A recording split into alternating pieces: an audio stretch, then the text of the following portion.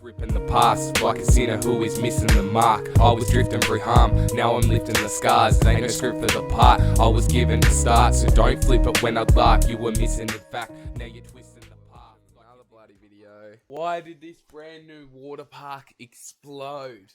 Plumes of black smoke rise from a newly built water park.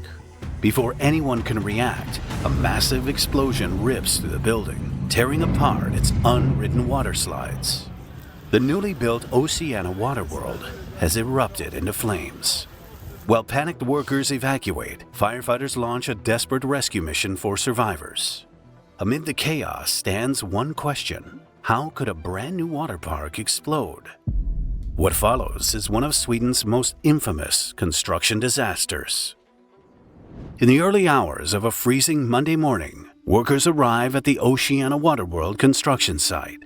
The project is an expansion of Liseberg Amusement Park, owned by Gothenburg City in Sweden. Liseberg is one of the city's biggest tourism hotspots. It recently celebrated its 100th anniversary, and the water park is a key part of the city's plan to turn it into a year-round attraction. Once finished, it will be one of the largest water parks in Europe, featuring the continent's first six-person raft rides and the world's tallest Master Blaster water ride. After several years, the park is rapidly approaching its opening date, so staff are running tests across the site and applying the finishing touches for its final inspection in April of 2024. But, like most major projects, not everything is running to schedule. The stage for disaster was set a day earlier, when workers missed a key deadline with one of the park's main attractions. The Rattler slide promised a twisting plunge into the belly of a snake. Its entrance was on the 4th floor of a tower in the park, featuring external tunnels which re-entered the building before ending inside the main pool. However, workers couldn't complete its installation due to several complications. The slide used diversion pipes to redirect water through sections of the ride. Most of the system was already in place, but a pipe was missing a component. It was expected to arrive that morning, but the park's plumbers refused to install it. The diversion system was elevated, and they couldn't fit the missing section safely. Instead, they prepared the pipe on site and left the final installation for a specialist. To avoid further delays, the slide's manufacturer, Whitewater, stepped in to finish the job themselves. A separate company then provided them with welding equipment. But this was outside Whitewater's expertise. Its staff and the site's managers weren't aware that the installation presented a fire hazard. The only training they received was a brief instruction on using the welding equipment from the plumbing company. To make matters worse, Oceana didn't have a working fire alarm system. The site's temporary alarms were dismantled a week earlier and replaced with the permanent system for the park's opening. But it was being tested that morning and wasn't fully operational. So when the parts arrived and Whitewater staff began installing the pipes, no one realized the entire site was at risk.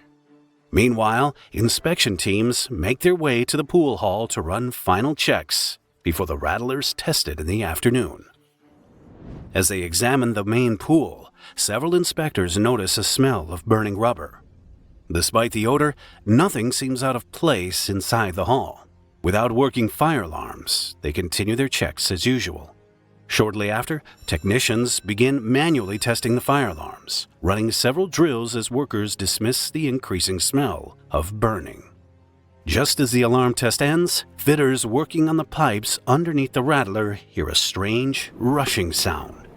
At first, they think it's just water being released through the system. That's until staff on the water slide tower notice smoke coming from the Rattler and begin evacuating people from the area.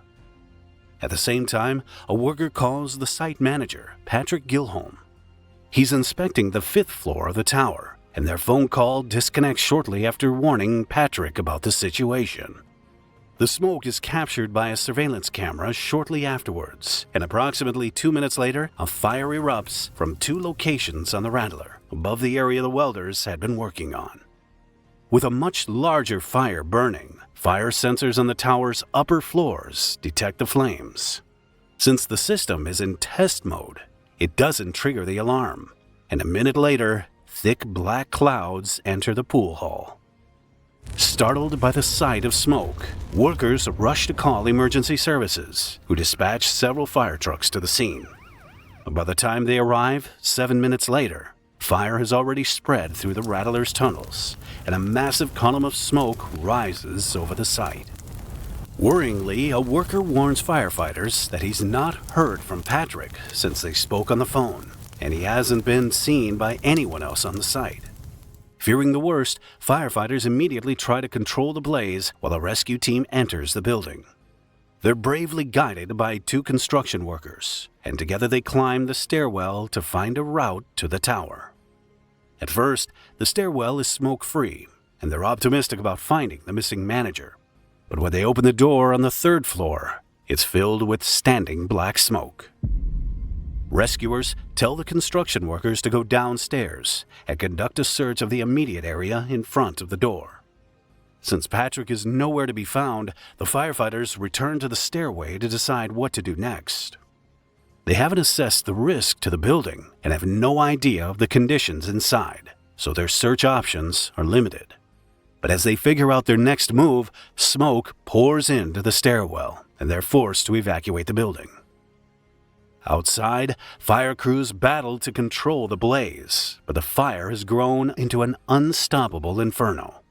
The flames have already consumed most of the side tunnels jutting out from the building and are now creeping toward the main structure itself. Before they reach it, a site engineer suggests starting up the park's pumps to flush water through the slides. Fire crews agree and switch on the system, but the water barely makes a difference. Meanwhile, the rescue team struggles to find a route to continue their search, but ironically, it's to their fortune. In a bright flash, the top of the tower erupts in a sudden explosion, setting off a ripple of smaller blasts throughout the burning slides. Shredded steel beams and shards of glass hurl into nearby... Just a quick reminder that I do have a fishing channel out. I'll put a link in the description. Make sure you guys go check it out if you like fishing. Other than that, yeah. Oh, and I also have a music channel. I'll link both my other channels in the comments so you guys can check them out if you feel like it. By buildings, and the walls of the water park are blown out into the streets. Emergency services immediately pull back from the structure, as it's unclear what caused the explosion. Sections of its frame are warped out of place. They're worried it could collapse at any moment. The blast also fuels the inferno to spread even faster than before, sending a wave of scorching flame through the slide tunnels. The dense smoke rising above the tower becomes thicker, and the main pool halls and slides inside the building are engulfed in flame. No one can believe what they've seen. In just 15 minutes, a $120 million site has transformed into a burning wreckage. För mig lät det som någon form av missil som slog ner. Och sen följde massa saker och ting ner. Glassplitter och rök fyllde det här trapphuset. När det väl smäller så försvinner sikten på bråkdelen av en sekund. However, a greater concern is that the fire could spread to nearby buildings. Oceana is surrounded by offices, preschools, and residential areas, and the burning plastic is spreading toxic fumes across the local area. With these risks in mind, fire crews focus on fighting the flames from the most stable sections of the site and resume their search for Patrick where safe. They now need to contain the spread as much as possible and prepare nearby areas for a potential evacuation. Approximately half an hour after the explosion, they managed to extinguish the blaze in the pool hall, but most of the site is still aflame, and the situation is far from under control. The rising smoke can be seen up to 8 miles away, and a growing wind spreads the fumes beyond the immediate area.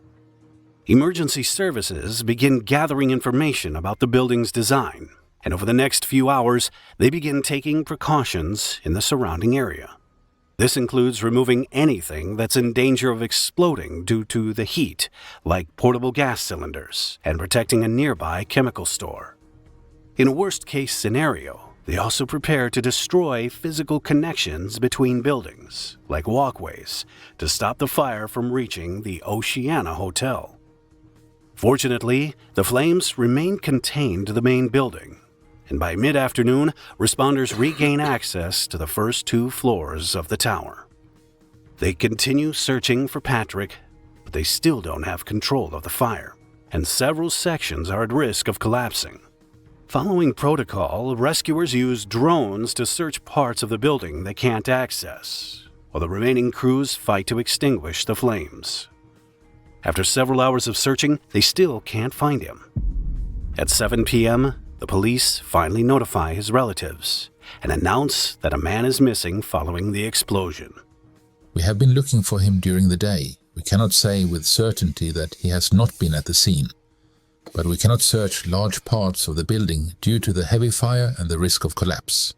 Approximately an hour later, the search operation is scaled back, and firefighters continue to extinguish the blaze through the night. The following morning, the situation hasn't improved. The fire rages uncontrollably. Rescuers haven't found Patrick, and they can't enter large sections of the damaged structure. On a positive note, the burning water park doesn't pose a risk to neighboring buildings, and the worst of the toxic fumes have stopped spreading.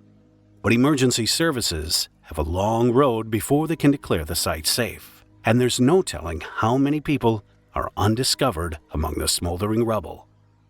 Over the next 4 days, the fire service slowly extinguishes the remaining hotspots. Parts of the building continue to collapse, and a crane truck is used to remove unstable debris. When responders finally access what is left of the tower and pool hall, they make a discovery everyone dreads. At midday, rescuers find Patrick lying lifeless on the 5th floor of the tower. They continue searching for bodies until the evening and finally terminate the rescue operation at 7 p.m. Oceana was supposed to mark another century of success. Instead, the city is left wondering how everything went so wrong so quickly. Once the site was safe, investigators from the Swedish Accident Investigation Authority started gathering evidence. They quickly learned that the fire started in the water tower area, but almost everything that could reveal the source had been incinerated. So officials scrutinized the work completed in the hours before the blaze. The only task that generated heat was the piping installation by Whitewater staff. Specifically, a large pipe outside the tower was welded together at both ends, which coincided with the staff on the tower noticing smoke. After taking a closer look, authorities discovered the pipes were made of PE plastic and joined together using electrofusion. It works by sticking the ends of the plastic pipes into a socket with an electric coil. The coil is then heated up and melts the plastic to create a single tube. Given that PE is highly flammable, the process requires specialized welders and precise measurements to be done safely. If the pipes aren't pushed far enough into the socket, the heated metal wires get exposed.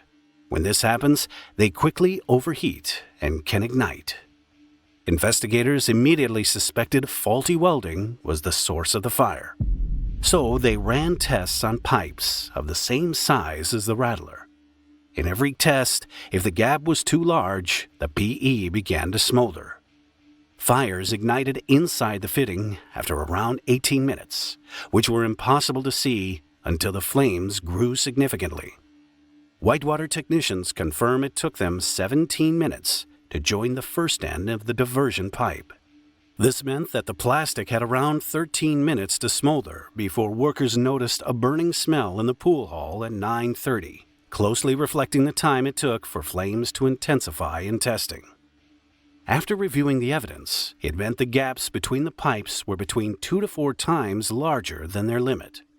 A clear sign they'd found the fire source. Despite training programs being available, nobody on site was qualified to perform electrofusion. All 3 companies also failed to complete a thorough risk assessment, and Whitewater couldn't even produce plans for the pipings designed for investigators to inspect. The lack of oversight and planning meant Oceana went without fire alarms for a week, while Whitewater staff installed piping across the park's attractions. When their lack of training finally caused the Rattlers' diversion pipes to ignite, hot air shot through them like a chimney, which the fitters mistook for rushing water. They burst into flame at lightning speed, and the blaze spread to the flammable fiberglass slides. By the time anyone knew what was happening, the park was already beyond saving. The Swedish Accident Investigation Authority recommended that Leesburg, NCC, and Whitewater improve how they manage safety on site, with a stronger focus on preventing risks before they happen. Fire experts continue to debate what caused the explosion. The leading theory is that unburnt gases rose to the top of the tower, igniting from the heat of the inferno. Oceana was completely destroyed in the fire. Legal proceedings are ongoing to determine who, if anyone, is at fault. The park is being rebuilt and set to open in 2026. Although tragic, Patrick was the only fatality in the disaster. He was the closest to the fire inside the building and died from carbon monoxide poisoning. Nobody else was seriously harmed, with 16 people treated for smoke inhalation. Watch this episode. Fucking hell. So that's why the brand new water park exploded, everybody. Ripping the past like a sinner who is missing the mark. I was drifting through harm, now I'm lifting the scars. They ain't no script for the part I was given to start. So don't flip it when I laugh, you were missing the fact. Now you're